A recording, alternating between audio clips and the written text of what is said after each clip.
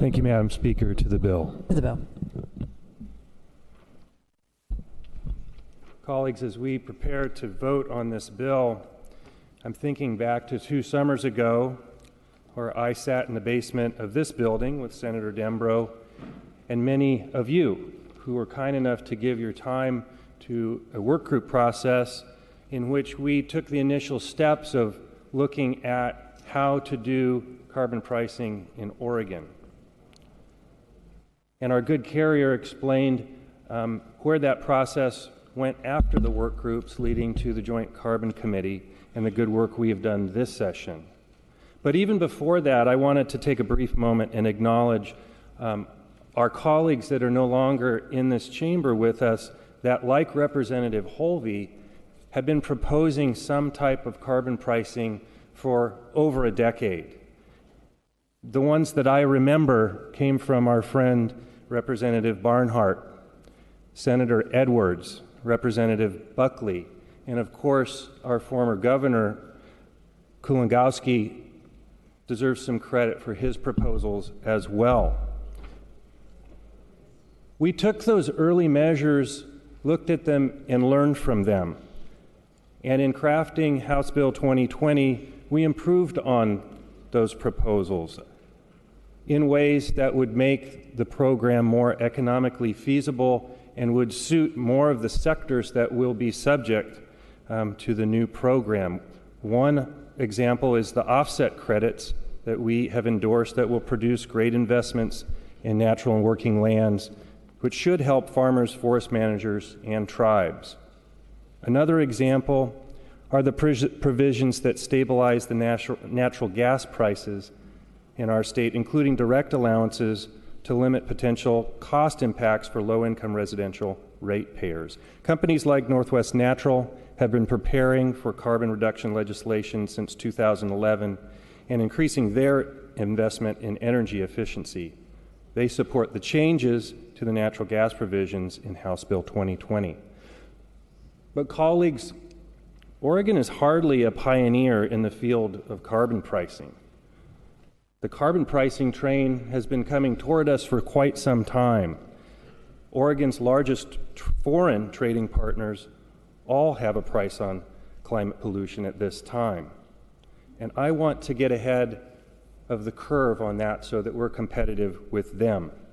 We can't control the climate at this point, but we can set ourselves on the path to where we have more control over how we respond to these changing environmental and, to me, more importantly, economic conditions. And I'll get back to that in a minute. Speaking of economic conditions, I wanted to mention that more than 800 businesses support this plan. They're in communities all over the state.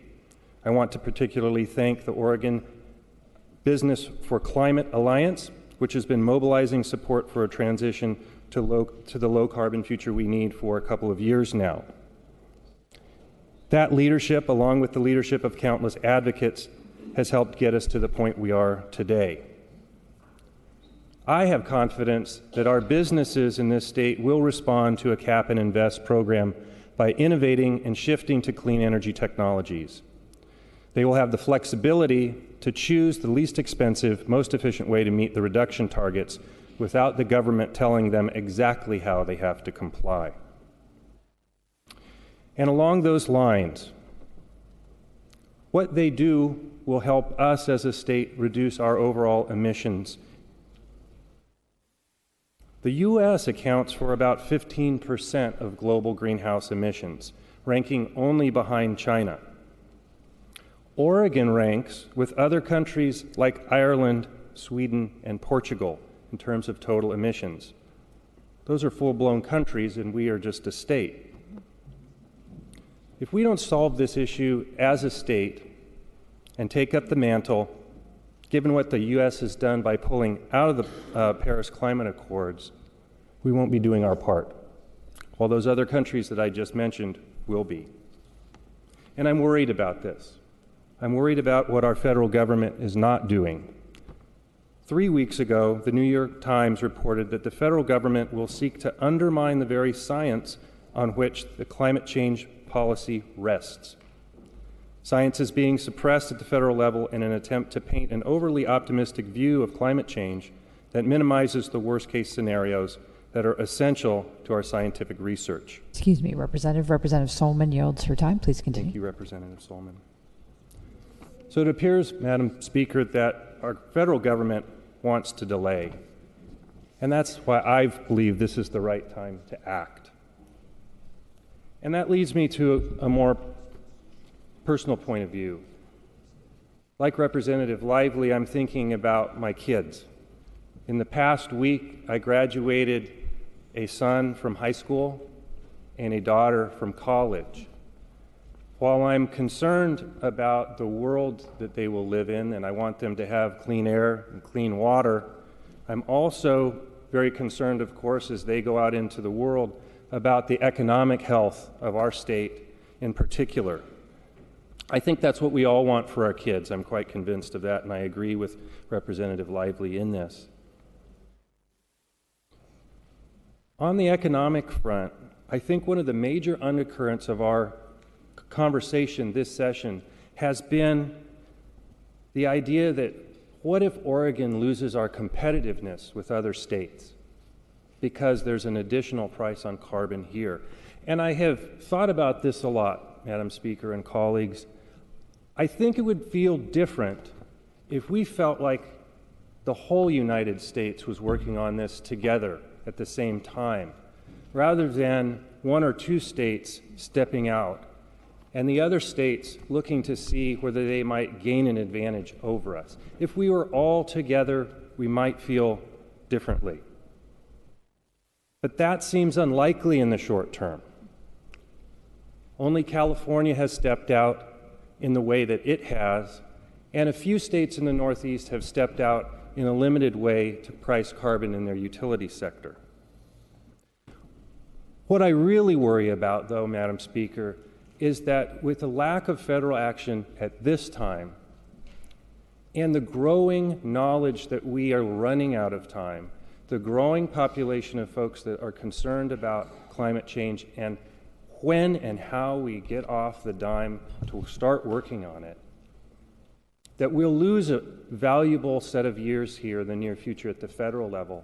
And then someone at the federal level or some group will push the panic button 5 years from now, 10 years from now. And they'll choose an option that is a lot harsher than the one that we are considering here, a lot harsher than a cap and trade system, which the evidence that we received in the committees and in the work groups over the past 2 years has been confirmed to be the lightest touch, the lowest impact and cheapest way for our state and our country to go about climate change. And it's worked before. It worked with acid rain. And our economy survived and thrived as we worked through that. The information that I remember is that there are really only 3 ways that we can price carbon effectively, or get at climate change, rather. One is top-down regulation, where the federal government tells us exactly what to do, regardless of cost. That scares me. I don't want that.